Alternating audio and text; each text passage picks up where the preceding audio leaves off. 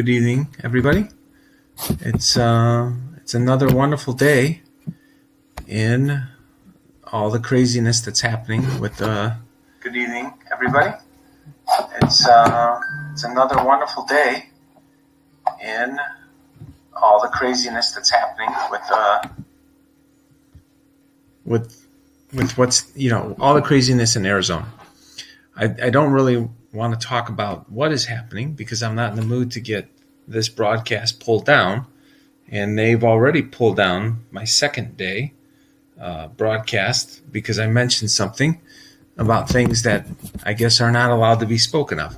So if they can do this to our most basic fundamental rights that come down to voting, it's just a matter of time before they try to do the same thing with regards to religion. They've already attacked us on our freedom to assemble. They've attacked our freedom of speech. And obviously they want to take away our right to actually have a voice in this country. So it's a bit of a problem. It's not the exact way I wanted to start out this broadcast tonight. This is day 14 of a 365-day journey. I kind of mentioned, how I'm feeling through this whole process. It's been absolutely amazing. I never took the time to read the Bible every single day. I guess you can say that I would hear about it in, every Sunday when I would go to church, but I never took the time to read it continuously. And it's a completely different experience, and I highly recommend it. And so everybody who's coming in each day to listen to me discuss some of the readings, thank you for sharing this experience with me, and I hope you're getting a lot out of it as well. And just wanted to say hello to everybody who's on. A lot of familiar faces: Jim, John, Carol, Jules. It's just very aggravating. Jim, what you just what I just posted. I got a call, a text from some volunteers there, and they kind of told me what was going on. They've been on the ground floor, for the past 3+ months, trying to bring justice to the whole process. And when people say, Bobby, you want to split the vote if you create this United Spirits of America party, the GOP is going to lose out. And my response is what I said earlier today. They're the ones that split the vote. They're not held responsible and culpable for all the crimes that they've been committing against us under the false pretenses that they actually share our values. Last time I checked, stealing is thou shalt not steal is one of the 10 commandments. So that goes for stealing results of outcomes. And so these individuals in both parties need to be voted out as soon as possible. And I've actually had an interesting vision of how to help coordinate that whole process.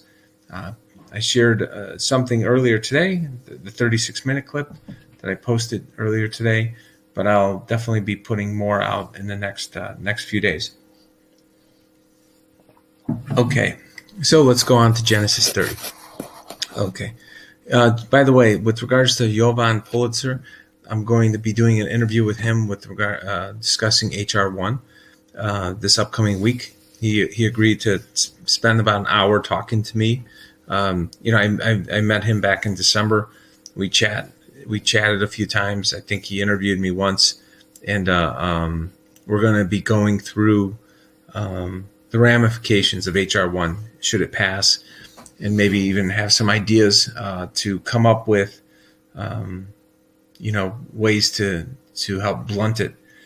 And it is on my YouTube. It's today I posted something. I think you might have to scroll down. I'm still trying to, make my way around how to post things that are most recent on top and so forth.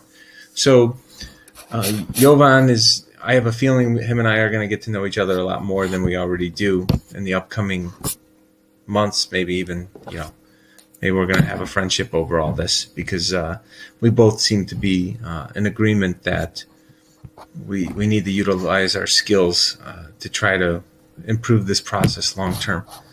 And so with Genesis 30, this was an interesting read. Obviously, Jacob, the son of Isaac, has 2 wives. He gets the 2 wives because he was deceived.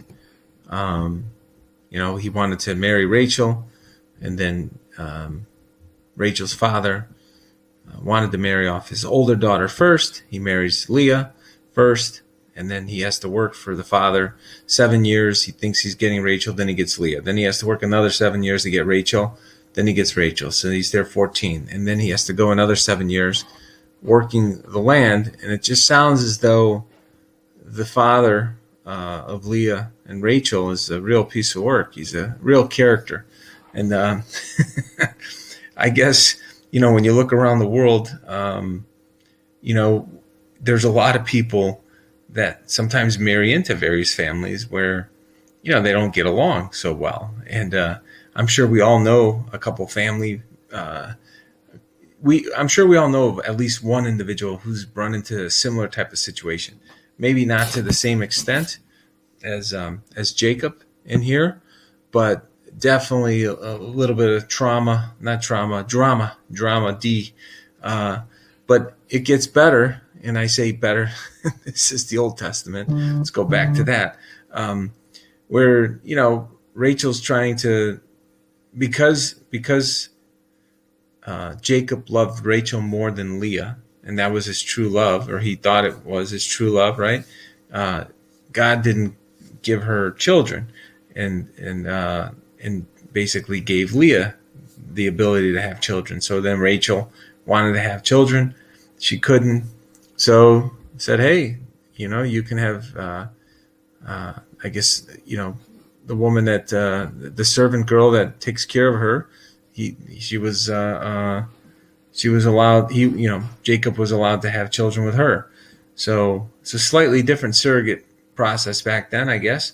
But it seems to be very common in all these stories, because, the key to, at all costs, the genes, of the male in the family had to pass on to the next generation by any means possible. And so, yeah, I agree, Jim and Donna. He did use Jacob, and that's why I said I think he's a piece of work.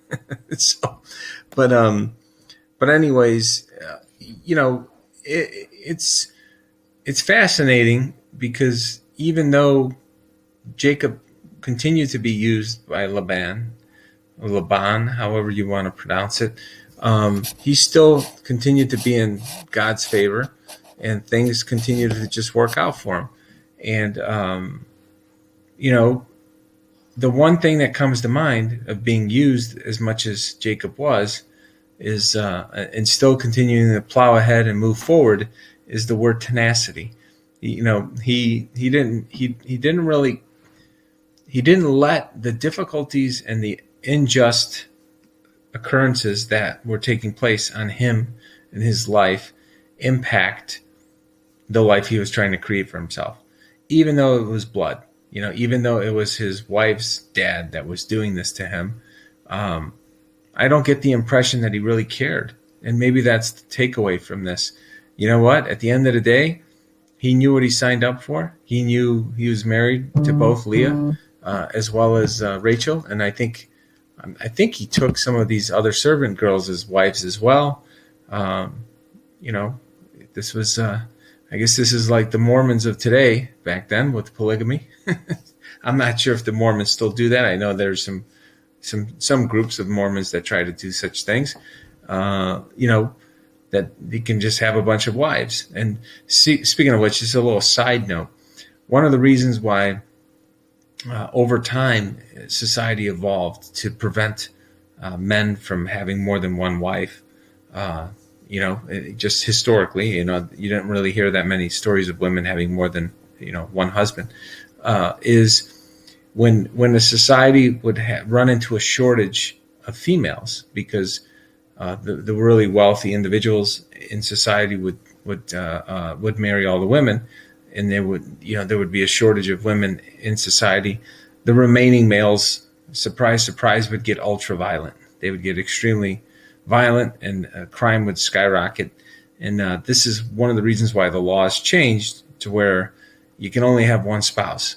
A little bit of side history there, but I remember reading about that. I was like, oh, that makes a lot of sense why they codified the change in the law to make sure that men didn't get super aggressive.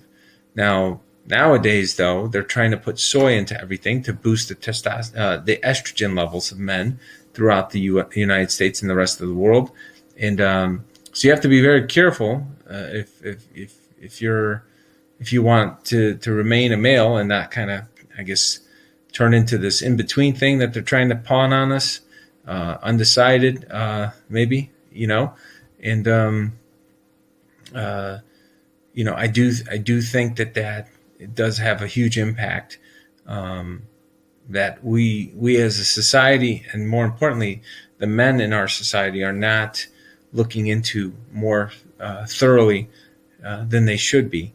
I happen to have one son who's 17, and I tell him, said if he wants to be feminized, keep eating soy. And I don't have any proof. This is just a hunch that it's taking place, and my hunch is confirmed by all this crazy stuff going on in the world. And sometimes the research doesn't catch up to how things are changing around us, but something clearly seems to be off. There was never this much soy in things, and if you you combine this with fact with alcohol, the soy just stays in as a toxic brew in men, and I think this is having a really horrible effect. But it kind of ties into this whole thing about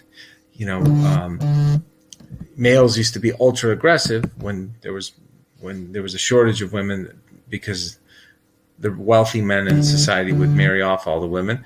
And maybe this is what they want to go back to, but they don't want the men to be ultra aggressive the second time around. So maybe they want to feminize the remaining men as much as possible. That's what I think is going on, possibly in today's world. And I guess that's how it would tie into this story of Genesis. So, quite a connection, right? So, basically, all the wealth that God has given you from our Father legally belongs to us and our children. So go ahead and do whatever God has told you. So the wives side with Jacob, which is wonderful. When they realize that their dad is not a very good person, and that Jacob at the end of the day has to do what's best for his family, his new family. And it's interesting, I was raised Roman Catholic, but I had some partners that were Jewish, and I got to know some of the ways in which Jews do things, from an estate planning perspective, and finance, and how the wealth gets transferred to back to the family trust if someone gets married and there's a divorce. And it's very fascinating, and there's a lot of lessons that are actually pretty good and transferable to other groups of people that aren't Jewish, whether it be Catholic or Christian. And so when I kind of see this, I think about this passage in the context of some of the conversations I had when I worked at Rothschild, talking to one of my mentors, who's a brilliant attorney who ran an estate department, trust department at a bank before joining Rothschild, and he would explain to me how all these trusts were set up and how wealth could accrue through time if it was properly structured, and more importantly, how it could be protected from people marrying into the family that don't necessarily have that longer term view. They might have come in and they didn't really know what it meant to marry into a family. So I think that these lessons in Genesis are very to me, they really make a lot of sense as to the stories I heard in the real world today about how things are structured, and frankly, why some groups in society and some families tend to accrue more and more advantages over families that aren't learning these lessons from the Bible.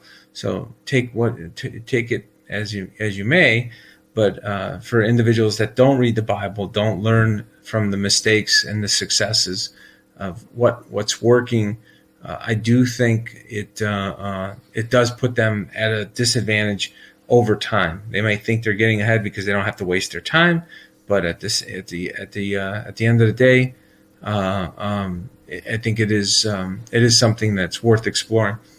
So, this is into Matthew. Now we move on to Matthew 10.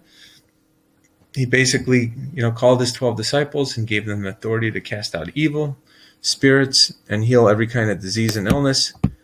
And obviously, the 12 apostles. It's we need Jesus to come back and do that right now, huh? All these evil spirits all around us. It's pretty crazy that we're living in a time where it does feel as though we're surrounded.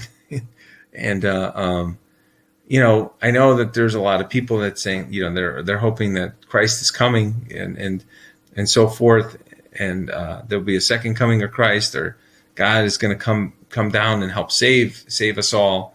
And I do believe the Spirit of Christ is flowing into people around the world right now, and I think there's more people waking up and connecting to the Spirit of Christ, and realizing that how we're all one body in Christ and working together. And that's how God is coming down. The question is, will there be enough people to awaken to it?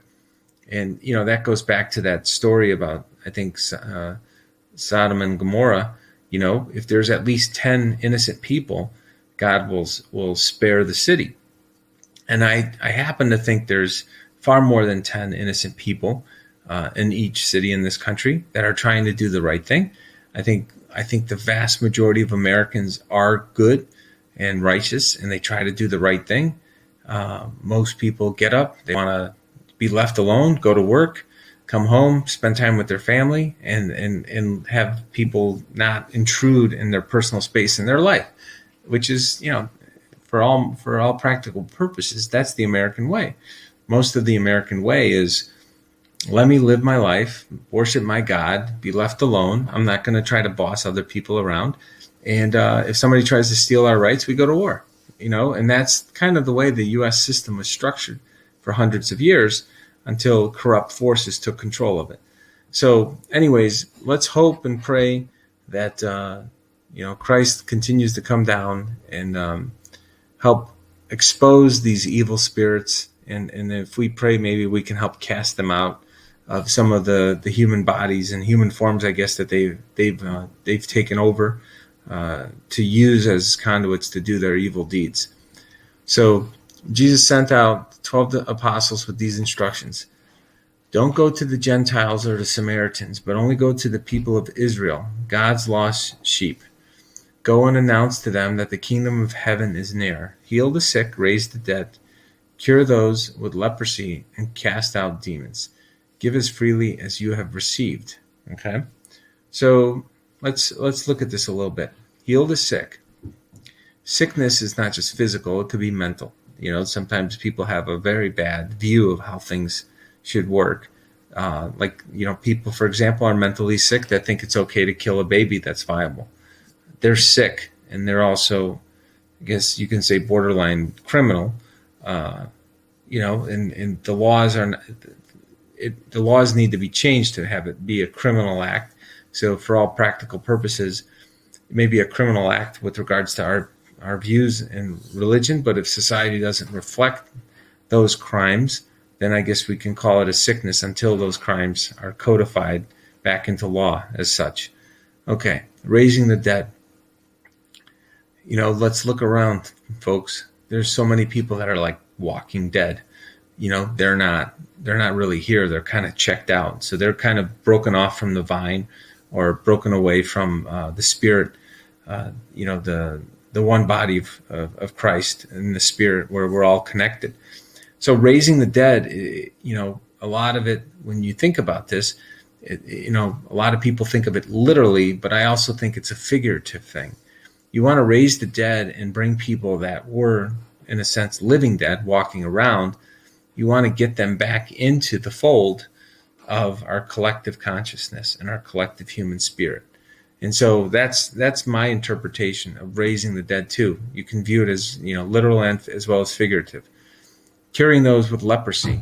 And, leprosy is when you lose different limbs and so forth. And, leprosy could be, it could be, I guess the way I would interpret that is, once again, if you look at it from a spiritual perspective, I'm trying to look at it from that perspective. If you're losing a limb because you get leprosy, and if somebody who's an evil spirit or a bad spirit attaches to you, in some respects, they can take away some of your energy and cause you to lose a limb. They can cause you to lose part of your soul. So it's better to cure that leprosy. And one of the ways to cure that leprosy, if someone's not such a good spirit, is to cut them off and stop spending time with them, stop letting them into your space, and then cast out the demons. One of the best ways to cast out demons in our lives is turn off shows, turn off movies, stop reading books, stop supporting people that promote demons among us, or demon-like behavior. We have to stop paying attention to shows that basically celebrate criminals and vilify victims. I mean, they vilify victims as though the victims are doing something wrong and the criminals are the ones to be celebrated. Those types of behaviors are extremely demonic, and it's been around us for quite some time. And it started out slowly, and then it got worse and worse. And if you guys remember back in the 90s, there used to be standards in place on television, on TV. You couldn't curse, you couldn't show different body parts, all these types of things. And all that stuff was dismantled by the lunatic left. And because, Christians didn't speak up enough, and they didn't unify to fight back and to prevent this continued degradation of people's views. I don't know if that's a little better. It seems a little bright. People's views on these things. We need to stop being afraid to speak about religion and politics, because those two things are very central to the life that we get to live in this world, and more importantly in this society. And we have to stop letting them control that narrative. Don't take money in your money belts. No gold, silver, or even copper coins. Don't carry a traveler's bag with change of clothes or sandals or even a walking stick. Don't hesitate to accept hospitality. Okay, because those who work deserve to be fed. Whenever you enter a city or village, search for a worthy person and stay in that home until you leave town. When you enter the home, give it your blessing. If it turns out to be a worthwhile home, let your blessing stand. If not, take back your blessing. If any household or town refuses to welcome you, listen to your message. Shake its dust from your feet and leave. I will tell you the truth. The wicked cities of Sodom and Gomorrah will be better off than such a town on Judgment Day. And so, in this kind of relates to what's going on in the political sphere right now. President Trump gave a lot of individuals across all levels of government a lot of outs to do the right thing. And I think we all know that. He let the states, he wanted them to do the right thing. He wanted people in the House of Representatives, the U.S. Senate, even the Supreme Court, and as well as judges across the state courts, the Supreme Courts in each of the respective states, to do the right thing. And I'm really hopeful that something at some point happens where justice is served And I think about this story, that's what came to my mind, is I think there's a lot of us that want to see justice be served. And I have to do it. I want the God of, I want the book of Job. I want that God to show up when justice is served. But anyways, because I'm tired of, at times I get tired of waiting, but I guess part of our responsibility is to wait, and it's not our place to decide when that judgment should come. It's out of our hands. I guess we could do our part in helping get the information out there and hopefully speed it up a little bit. Look, I am sending you out as sheep among wolves. So be as shrewd as snakes and as harmless as doves, but beware, for you will be handed over to the courts and will be flogged with whips in the synagogues. You will stand trial before governors and kings because you are my followers. But this will be your opportunity to tell the rulers and other unbelievers about me. This is very interesting. This whole piece right here, this will be your opportunity to tell the rulers and any unbelievers about me. So was this whole time that I started reading the Bible, was this part of God's plan and Christ's plan, that I would be attacked for trying to speak the truth of how the mathematics played out, and then next thing you know, I would be laughed at and criticized, and next, and then I would turn back to the source material of why America's great and why civilization worldwide has prospered as much as it has because of the greatest book in the history of the world. It's really eerie, isn't it? This whole thing. Not eerie in a bad way, but I do find it pretty fascinating to read that. Nobody I know is laughing. Yeah, Dallas, sometimes I like to laugh to let off steam. I don't, not necessarily because I think it's funny. I just think God has a sense of humor. That's all I can say. God definitely has a sense of humor. And I'm going to share something at the end. I'm going to wrap this up. I want to tell you something, follow up from what I talked about yesterday. Okay, so, for it is not you who will be speaking. It will be the Spirit of your Father speaking through you. Amen to that. A lot of what I've been talking about lately, I do feel I do feel that the insights and the knowledge and the wisdom is definitely flowing through me. Now, granted, I think I had some of it myself, but there's like a supercharge. There's like a booster being added, which is very fascinating to feel and sense, because I do believe that that's happening. It is fascinating. So once again, this strikes a chord. A brother will betray his brother to death. A father will betray his own child, and children will rebel against their parents and cause them to be killed. And all the nations will hate you because you are my followers. But everyone who endures to the end will be saved. When you are persecuted in one town, flee to the next. I tell you the truth, the Son of Man will return before you have reached all the towns of Israel. Okay. Now keep in mind, I happen to believe that the Son of Man could, the Son of Man might have already returned in a sense, spiritually and energetically, as he flows in through us, as well as through the word of the Lord, through people getting more involved and renewing their spiritual faith.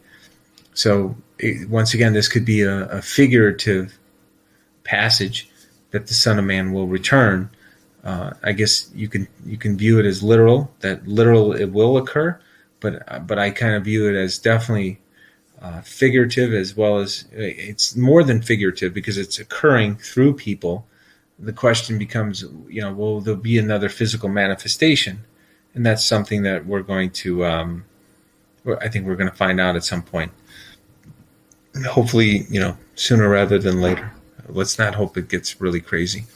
So a psalm to David. Okay. Help, O Lord, for the godly are fast disappearing. The faithful have vanished from the earth. Neighbors lie to each other, speaking with flattering lips and deceitful hearts. May the Lord cut out their flattering lips and silence their boastful tongues.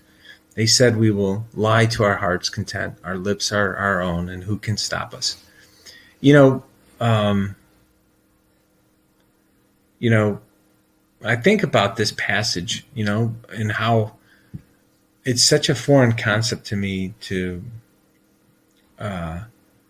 try to lie to get ahead. And maybe it's because of the profession I'm in, and not to say that there aren't people in my profession that lie, but growing up the way I did, I'm going to tell you a little backstory about maybe why I am the way I am, and it might give you a little bit more perspective.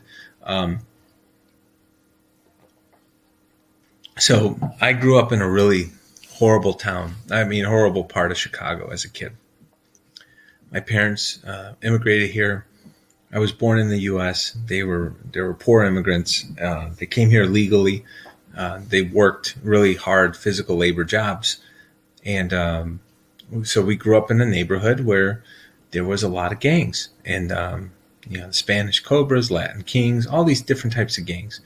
And if you lied, and if you lied to these gangs, even as a kid, or you stole, there was nobody you're telling. There's no cops.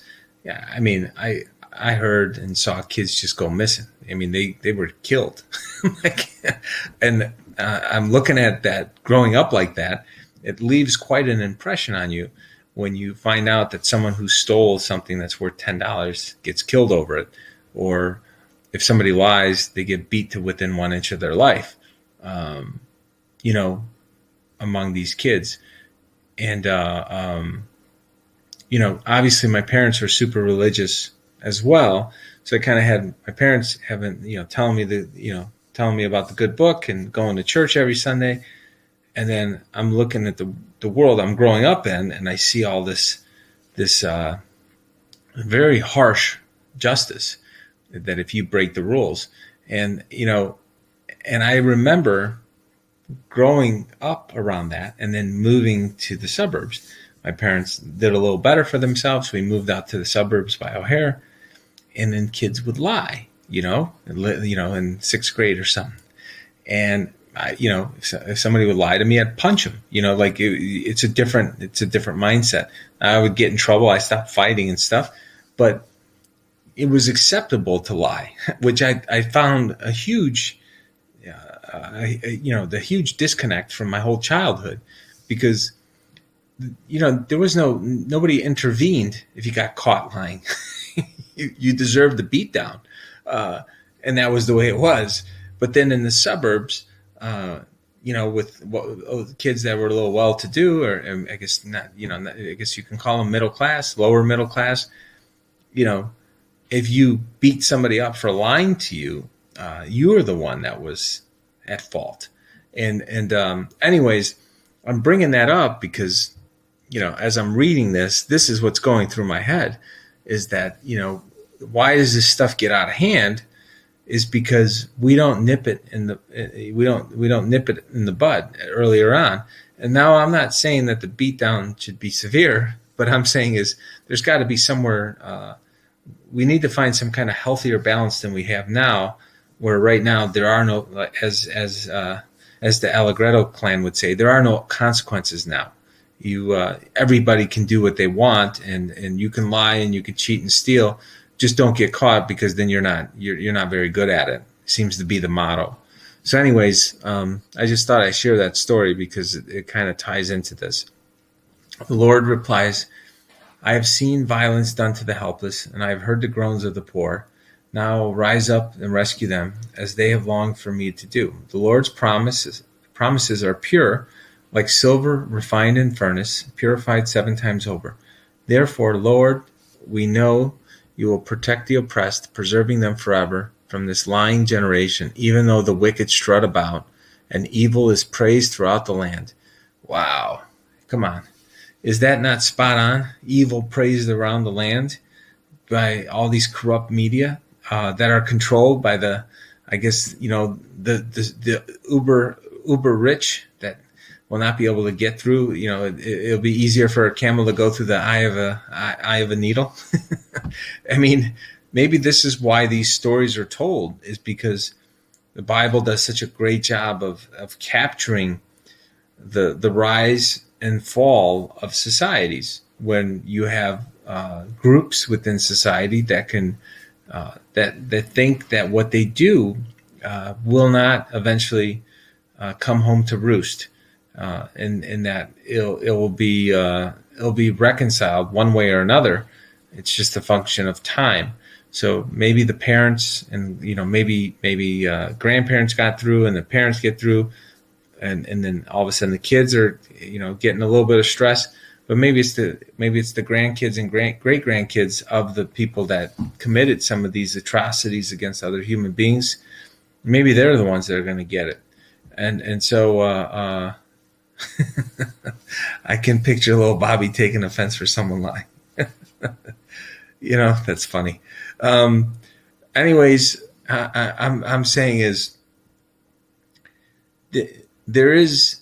I do believe that we are all connected, and that we intuitively know if somebody feels off. Right? I'm going to use an example of dogs. Sometimes dogs are really good at sensing something's wrong. I'm sure you guys have seen this. Somebody kind of comes into the house and the dog just cannot calm down, and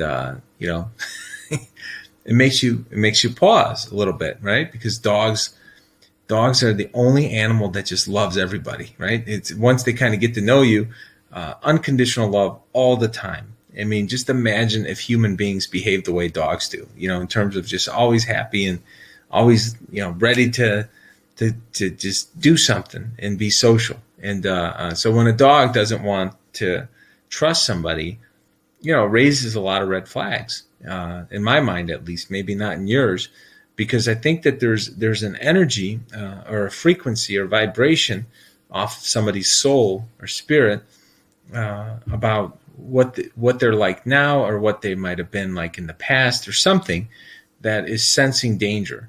And I think a lot of I think we brush it off too quickly. But what I will say is dogs are incredibly, like you said, incredibly special creatures and unbelievable companions to humans. They're the only animal on this planet that can communicate with us through our eyes. Think about that. There is no other animal that you can use your eyes to direct the dog where to go and what to do. You can't do that with a cat. You can't do that with a bird. You can't do it with any other animal, but you can do it with a dog. And dogs were instrumental in helping us hunt and keeping us safe when, as we were kind of, I guess, moving up the chain before we got into the air conditioning. So anyways, have a little more respect for dogs. Yeah, maybe they can see demons and angels. I wouldn't be shocked at all if they can. We have a little dog who's she's a sweetheart, and she's super protective. And I used to it's kind of funny because before all this whole thing happened with the voter stuff, I used to always put her in a cage at night so that she wouldn't have an accident. And then when all this stuff kind of happened, and we had some little bizarre little threats here and there, and things that just seemed off, we let that little dog stay out to be the additional alarm on the house should somebody come in the middle of the night, because she's got incredible hearing and just could sense anything. So anyways, so dogs definitely are pretty special. So joyful is the person who finds wisdom, the one who gains understanding. For wisdom is more profitable than silver, and the wages are better than gold. Wisdom is more precious than rubies. Nothing you desire can compare to her. Okay? And all I could tell you is that,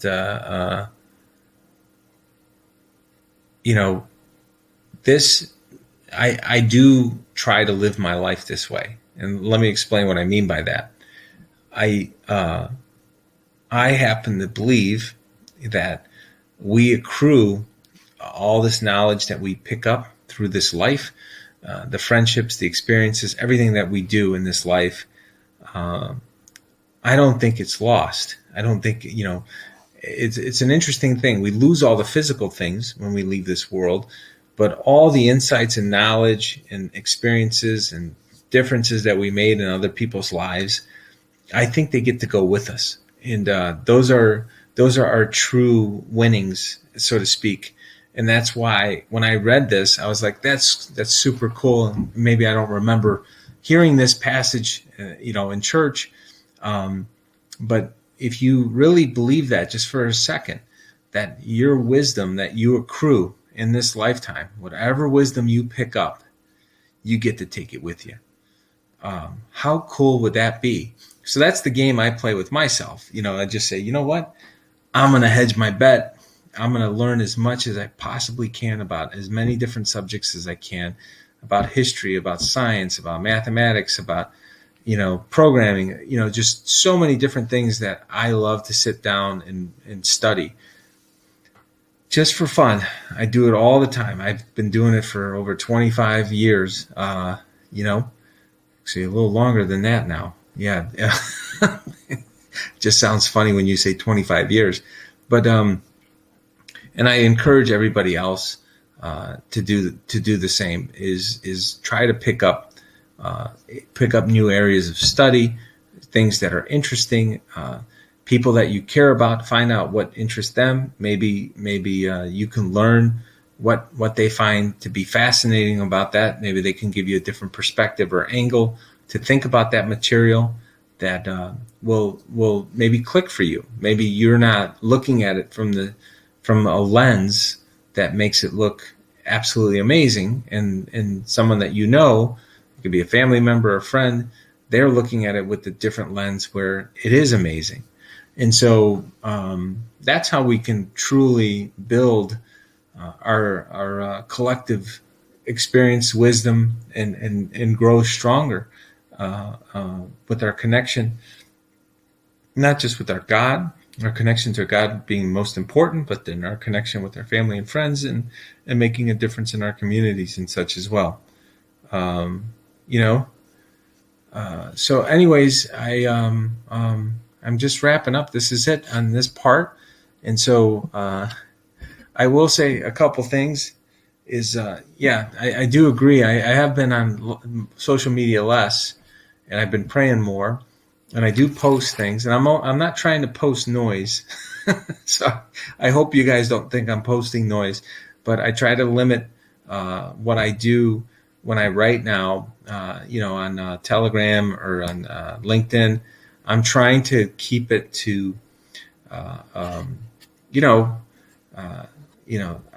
trying to wipe out some of the fluff. I understand there needs to be some stories at times, but I'm trying to give away some of the insights and things that I picked up and observed.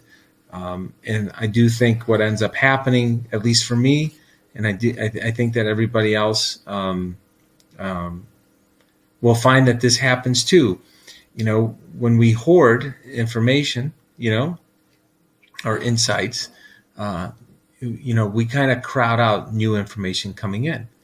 But I don't have any proof that this happens. I'm just going to share what I think is happening, and this is just a gut reaction or feeling, right? Is when I share stuff. Let's just say I share stuff with everybody in the room here. There's 32 people watching, and I share some ideas, and you guys can tell, I would imagine, that I'm sincere. I'm not making stuff up and trying to mislead anybody, and I think there are people that do that. So I've never tried to mislead anybody with information. It's not in my makeup to do that. But I think when I do that, and if you find it useful and you accept it, whether you do it consciously or not, I think you send me information back. I think that's what happens. So it's kind of like a network on a computer. I send you some information. You're like, wow, this is super cool. I see how this works. And then as you're thinking about that information, maybe, as you're thinking about that information, since we have this spiritual, information connection, so to speak, kind of like the way the internet's designed, a lot of this stuff shows up in the physical world because we already knew how to do this, like spiritually. That's the fractal system again. But maybe it opens up a channel to where you send me information back. And even though I don't understand, what you're sending me per se, because maybe you're sending it to me in like, almost like Morse code or digital code, and you're sending me some of your insights. So as I share insights, you send me more, and then you take those insights, you share them with somebody else, then you get other insights from other people, and so it's a virtuous cycle. And I've told my kids this all the time. Love is infinite. There is no limit on love. But one thing that's also true about love is you can't make somebody love you. Like, it's just not the way it works. And it's either it's there by free will, and you love an experience, you love talking to someone, sharing things, but you can't force it, and it just has to flow. And if it flows, then that's where the infinity comes in, because you have no idea how it could possibly transform and rebuild every other structure, system, or viewpoint that you have. That's what's super cool about it. And I think reading the Bible, I mentioned earlier this morning that what it's done for me is it's allowed me to continue to pay attention more to some of my bad habits. And it causes me to think about, well, I need to block out some of these bad things around in the environment and try to keep a clearer mind, so that then I can communicate clearer thoughts. That I'm not communicating the world with a blurry lens. I'm just as I can complain about corrupt politicians as good as anybody out there, and I sometimes would make fun of them when they're so corrupt. But now I find over the past couple of weeks, I don't have any desire to do that. Even the ones that are cheating, my energy seems to have shifted to, okay, I know they're bad. Everybody else knows they're bad. What are we going to do about it? And how do we build an army to solve this and get people mobilized? And so that's one of the things that has shifted for me as a result of reading the Bible every day. Like I was complaining about this person in Illinois, Adam Kinzinger, and I'm not going to complain about him, but I just know that I was complaining about him and some of his policies and what he's like, and now I'm like, okay, I'm not going to complain. I'm just going to try to unite people that think that he's just not a good person, and we're going to figure out what we need to do to get him out of office. And same with a few other candidates that I think are not very good. And so I'm not going to publicly talk about it. I'm just going to help do things through action. And I think that's a big takeaway. Is hopefully you guys are feeling some of that as well, that you're maybe shifting from this world in which everything is always negative around us and trying to put the focus back onto being positive. And I think that as you read more of the good word and think about it and reflect on it on your life, I think this is what the corrupt media wants to stop. Because you don't want people to pause and ponder and just get to know other people and their problems, because they like strife. They want us fighting and warring with each other. They'd love to see a civil war, I have no doubt in my mind, so that then they could figure out how to take more power away from us and lock us down into like a police state. And we can't let them do that. And the way we don't let them do that is by praying, reading the greatest book ever written, doing this, setting up groups and just talking and somebody kind of leading the talk. And I'm reading everybody's comments. So maybe what we could start doing is I'll try to go a little faster on the front end, and then maybe I'll try that tomorrow, and then we can open it up to questions and maybe someone could take the floor and I could read it out, or I don't know. I can see if I could figure out how to use StreamYard where I can let different people talk. So maybe that's something I'll look into as well. So I should have done that a little sooner. I apologize, but we still have another 351 days. So maybe this is one of the things we should figure out. So I'd like to hear other people's perspective and start talking about this in real time. I think it would be kind of cool. So if I can speed up my portion on the front end and start doing that, I think it could be more fun. And I don't know, what do you think of that idea? Everybody like that idea? Okay, I can't tell. Okay. So I think that would be kind of, I don't know. I'm seeing some people say it'd be cool. You need help, I'll be happy to set up a Zoom meeting. Yeah, so I'm saying is I want to figure out how to do it through either what I'm using now or use a different platform to where I can kind of put people on. But I prefer not to use Zoom because I know it's an American of Chinese descent. I'm not entirely sure they're not tying the information to China, but maybe if we can figure out how to do GoToMeeting or something. They did not say, but for 1 year. Thank you, Bob. Yeah, no, thank you. It's not mine to share. It's the Bible's been here a couple thousand years, Angie. I'm glad you guys are taking the time to share. And I think I mentioned it before. I'll say it again. I set this whole group up so that I could keep myself intellectually honest, that I would do the work and read the Bible every day. And so I figured a little bit of peer pressure, would be helpful. Yeah. Anna is going to be, I think she's going to be going into ministry full time. I spoke with her yesterday about it for about a half hour. And I talked to her about maybe seeing if she would want to do some type of show together, or I know she said she'll definitely come on and do a prayer session with me for the country and stuff. She's great. And so, she's such a beautiful heart and just, super kind and wonderful person. So, all right. Well, I think that's it for now. And, I think that I will see you guys tomorrow. I hope you guys have a wonderful evening. And may God bless you. God bless your family and friends. And may God continue to bless the greatest nation in the history of the world. And may peace be with you. And if you don't have peace, you put God first. I have no doubt that you'll find it. So with that, have a good night, everybody, and God bless. Thank you so much for joining.